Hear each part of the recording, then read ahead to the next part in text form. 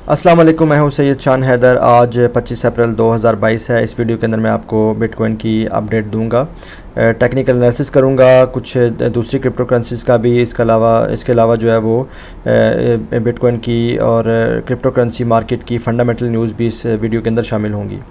तो सबसे पहले आप देखें कि जो बिटकॉइन की सपोर्ट है वो 38,466 है, जो फर्स्ट सपोर्ट है। तो यहाँ पर टच करके 38,200 तक ये आया है बिटकॉइन। इससे टच करके ये दोबारा से ऊपर गया है 38,914 के ऊपर ये भी चल रहा है। तो अगर तो बिटकॉइन इससे नीचे गिरता है तो मैं समझता हूँ कि जो सेकंड सपोर्ट है इसकी वो 35,000 के पास है। ये 35,000 के पास मैंने क्यों सपोर्ट ड्रा की है, उसकी वजह यह है कि जो पिछले एक साल से आप ये मंथली कैंडल दे सकते हैं, पिछले एक साल से कोई भी मंथली कैंडल जो है वो इससे नीचे क्लोज़ नहीं हुई। पिछले मई के अंदर, जून के अंदर ये तकरीबन 28,000 तक, 29,000 तक इसकी प्राइस आई थी, लेकिन उसी मंथ जो है ये 35,000 से तक ही क्लोज़ हुई है, उससे ऊपर क्लोज़ हुई है। तो और भी पूरे साल के अंदर जो है वो कोई भी जो मंथली कैंडल है वो इससे नीचे क्लोज़ नहीं हुई। तो मैं उम्मीद करता हूँ कि अगर इससे नीचे अगर प्राइस आ भी जाती है 29,000 पे, 30,000 पे, तो ये दोबारा से ऊपर चली जाएगी। तो आप एक महीने के अंदर अंदर अपनी ट्रेड से यहाँ से ब्रेक इवन पे आ जाएंगे, या फिर आपको प्रॉफिट होगा अगर आपने 35,000 पे इसको बिटकॉइन को बाय किया हुआ है। तो अभी तो फ़िलहाल ये काफ़ी स्ट्रॉन्ग सपोर्ट बनी हुई है 38,466 के ऊपर। पहले तो बात है इसको तोड़ेगा तो फिर ये नीचे आएगा। अगर हम डॉलर इंडेक्स की बात करें, डॉलर इंडेक्स जो है वो काफ़ी बुलिश है इस टाइम भी। आज इसने जब ट्रेडिंग डॉलर इंडेक्स पे शुरू हुई है तो 101.11 पे ट्रेडिंग थी, तो अभी तकरीबन ये 101.80 तक ये इसकी प्राइस गई है। और थोड़ी सी ये जैसे 101.53 पे आई है प्राइस, तो बिटकॉइन को थोड़ा सा रिलीफ मिला है और दूसरे जो स्टॉक्स हैं उनको भी थोड़ा सा रिलीफ मिला है। तो अगर तो इसकी प्राइस मज़ीद ऊपर जाती है तो उससे क्या होगा कि बिटकॉइन की प्राइस जो है वो मज़ीद गिरने के चांस हो सकते हैं। तो अभी ऐसा लग ऐसे ही रहा है कि ये जो डॉलर इंडेक्स की प्राइस है ये 102.44 तक ये जा सकती है। और यहाँ पर देखें आप हाइज़, लोअर हाइज़ और यहाँ पर एक्सपेक्टेड लोअर हाइज़ जो वो भी बन रहा है। जिनको नहीं पता लोअर हाइज़ का, उनको बताता चलूँ कि जब जैसे ये लोअर हाइज़ और फिर एक और लोअर हाइज़ बनेगा, तो जैसे ये लोअर हाइज़ बनते हैं तो इसका मतलब ये होता है कि प्राइस जो है वो यहाँ से नीचे गिर सकती है। देखिए पहला पॉइंट ऊंचा था, फिर नीचा पॉइंट बना, फिर उससे नीचे एक और पॉइंट बनेगा, तो मज़ीद जो पॉइंट बनेंगे वो और भी इससे नीचे बनेंगे। ये ज़रूरी नहीं है, ये सिर्फ टेक्निकल एनालिसिस है यहाँ पर, तो हो सकता है इससे ऊपर निकल जाए। लेकिन ये अगर टेक्निकली बुनियाद पर देखा जाए, पिछले 5 साल की कैंडल्स देखी जाए मंथली, तो इसको यहाँ से जो है वो टच करके इसको नीचे की तरफ जो है जाना चाहिए। तो तब तक जो है मैं समझता हूँ कि अगर डॉलर इंडेक्स ऊपर जा सकता है और डॉलर इंडेक्स ऊपर जाने की वजह से जो है बिटकॉइन की प्राइस नीचे आ सकती है, अगर उसको डॉलर इंडेक्स से कंपेयर कर रहे हैं तो। उसके अलावा अगर कोई फंडामेंटल न्यूज़ बहुत ही स्ट्रांग आ जाती है तो इस सब चीज़ों को छोड़ के, डॉलर इंडेक्स और सब चीज़ों को छोड़ के बिटकॉइन की प्राइस ऊपर जा सकती है। इसी तरह अगर आप जो देखें इसका बिटकॉइन की डोमिनेंस देखें, तो बिटकॉइन की डोमिनेंस 41.87 के ऊपर चल रही है। जैसे ही बिटकॉइन की डोमिनेंस बढ़ती है, जो आल्ट कॉइन है यानी कि बिटकॉइन के अलावा जितने कॉइन हैं वो नीचे जाना शुरू हो जाते हैं, क्योंकि जो सरमाया है वो बिटकॉइन में आना शुरू हो जाता है आल्ट कॉइन से निकल के। इसी तरह जब बिटकॉइन की डोमिनेंस कम होती है यानी इसकी वैल्यू कम होती है, तो दूसरे जो क्रिप्टो करेंसीज़ हैं उनकी वैल्यू जो है वो बढ़ना शुरू हो जाती है। तो अगर आप जो है वो ट्रेडिंग कर रहे हैं आल्ट कॉइन के अंदर और आप कोई इंडिकेटर देखते हैं बुलिश, जैसे फॉलिंग वेज या राइजिंग वेज, कुछ भी देख रहे हैं, बुलिश हो या बेरिश हो, तो उसमें आप लाजमी बिटकॉइन की डोमिनेंस को भी देखें। अगर तो ये कम हो रही होगी तो आपका जो भी आल्ट कॉइन होगा वो वहाँ से पम्प कर सकता है। उसके अलावा अगर आप देखना चाहते हैं कि बाकी स्टॉक्स क्या कर रहे हैं, तो आप देख सकते हैं कि अक्सर लोग बोलते हैं कि बिटकॉइन जो है काफ़ी वॉलेटाइल है, ये ऊपर नीचे जो है वो काफ़ी ज़्यादा होता है। लेकिन अगर आप दूसरे स्टॉक्स की तरफ देखें तो आप देखेंगे कि वहाँ पर भी वॉलेटिलिटी बहुत ही ज़्यादा है। और अक्सर का तो अब देखें, ये नेटफ्लिक्स का मैंने आपको सामने ये चार्ट खोला हुआ है और ये मंथली चार्ट है, पिछले कई महीने से ये जो है ना वो नीचे आ रहा है। अगर इसको मैं कैलकुलेट करता हूँ यहाँ से, तो इसकी वैल्यू तकरीबन जो है इस टाइम तक 70% तक इसकी वैल्यू गिर चुकी है। यानी कि ये 700 पे पहले ट्रेड हो रहा था उसके बाद जो है इसकी वैल्यू गिर के ये 215 पे आ गई है।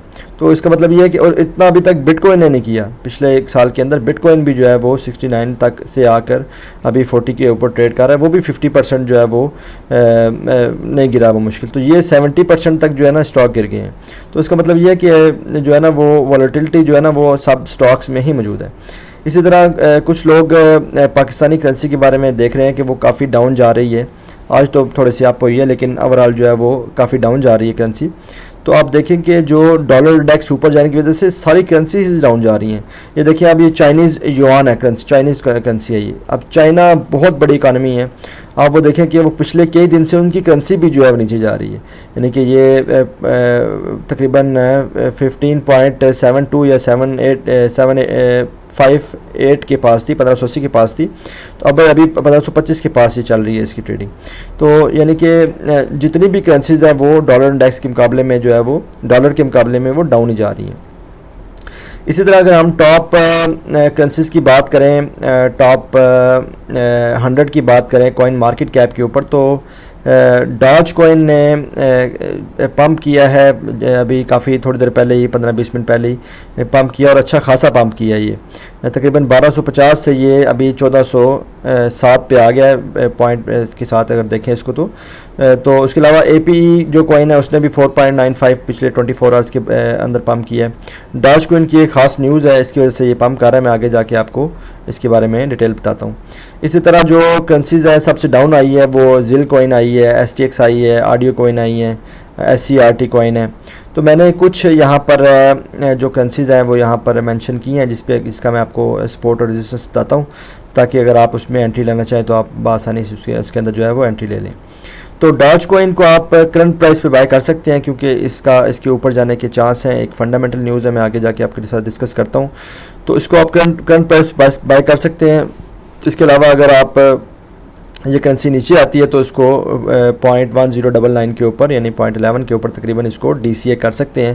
तो मुझे उम्मीद है कि यहाँ से ये इसकी प्राइस जो है वो आपको फ़ायदा देगी जो इसकी न्यूज़ आई हुई है।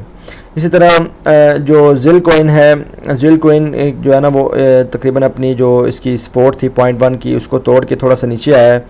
तो अगर आपने यहाँ पर इसको 0.1 पे बाय किया है तो इसको आप 0.08 पे और 0.04 पे इसको DCA कर सकते हैं। देखिए 0.08 पे DCA करने का फ़ायदा ये है कि आप देखिए कितने ये 5-6 महीने से जैसे ही इस प्राइस के ऊपर आता है यहाँ से पम्प करता है, ये इस प्राइस के ऊपर आता है फिर अगले महीने पम्प करता है। तो ये यहाँ से आपको यहाँ से फ़ायदा दे सकता है। इसी तरह अगर 0.04 पे आती है प्राइस इसकी, तो यहाँ से आप देखें कि जब 0.04 पे प्राइस आई थी तो यहाँ से ये इसने तकरीबन 4 टाइम्स ये बल्कि 5 टाइम्स ये ऊपर गया था, 5-6 टाइम्स ये ऊपर गया था। 0.22 के ऊपर इसका ऑल टाइम हाई बना है। तो अगर 0.04 पे आती है तो ये आपको अच्छा खासा प्रॉफिट यहाँ से दे सकती है अगर ये दोबारा से यहाँ से पंप करती है तो। इसी तरह आप थीटा कॉइन देखें, थीटा कॉइन भी अभी अपने सपोर्ट के ऊपर खड़ा है। यहाँ पर आप थीटा कॉइन बाय कर सकते हैं, बहुत ही अच्छी सपोर्ट है। पिछले 1 साल से तकरीबन पिछले 4 महीने से ये इसी प्राइस पे खड़ा हुआ है और 1 साल से कम तरीन सतह पे आया हुआ है। यहाँ पर इसको आप बाय कर सकते हैं। उम्मीद है कि आपको यहीं से प्रॉफिट हो जाएगा। लेकिन अगर आप इसको DCA करना चाहें तो 1.86 पे आप DCA कर सकते हैं। पिछले 1 साल से इस प्राइस पे नहीं आया, लेकिन यहाँ पर अगर आता है तो ये बहुत ही अच्छी बाइंग होगी।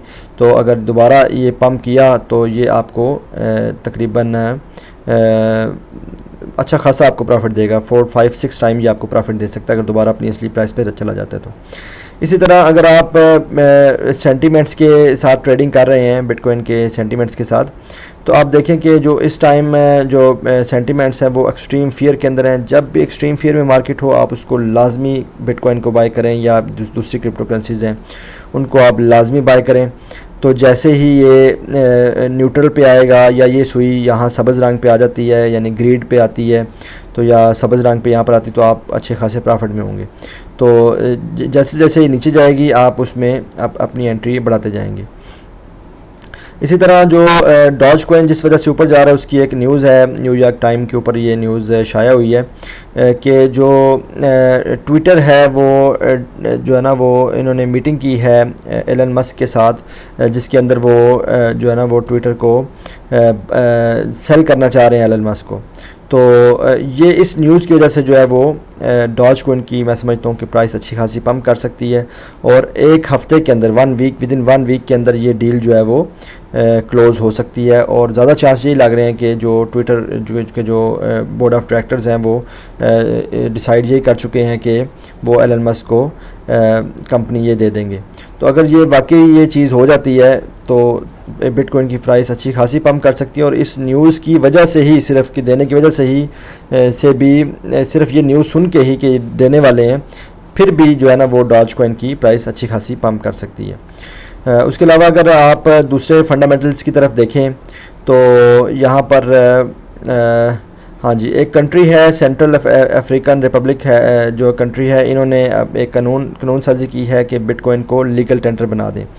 पहले जो है वो एल सल्वाडोर कंट्री है, उसने बिटकॉइन को लीगल टेंडर बनाया है। लीगल टेंडर का मतलब ये है कि जिस तरह हम रुपया, पैसा, डॉलर वगैरह, रियाल, दिरहम से चीज़ें ख़रीद सकते हैं, मुख्तलिफ़ चीज़ें दुकानों पे भी हर एक तरह की चीज़ें, सब्ज़ी फल वगैरह सब चीज़ें ख़रीद सकते हैं, इसी तरह एल सल्वाडोर के अंदर भी आप बिटकॉइन से हर एक चीज़ ख़रीद सकते हैं। तो इस तरह अभी एक और कंट्री है जो सेंट्रल अफ्रीकन रिपब्लिक कंट्री है, ये इन्होंने भी कानून पास किया कि आप बिटकॉइन को लीगल टेंडर करने के लिए कानून पास किया। तो इससे बिटकॉइन की प्राइस जो है वो ऊपर जा सकती है, लेकिन अभी ये सामने बिल्कुल वाज़ेह चीज़ सामने नहीं आई, अभी अनकन्फर्म न्यूज़ आई है वाली, लेकिन जैसे ही ये लीगल टेंडर बन गया तो बिटकॉइन को अच्छी खासी जो है वो इसकी प्राइस जो है वो पम्प कर सकती है। इस तरह अगर हम और देखें तो जो डिफरेंट जो कंपनीज़ हैं वो मेटावर्स को जो है ज्वाइन कर रही हैं।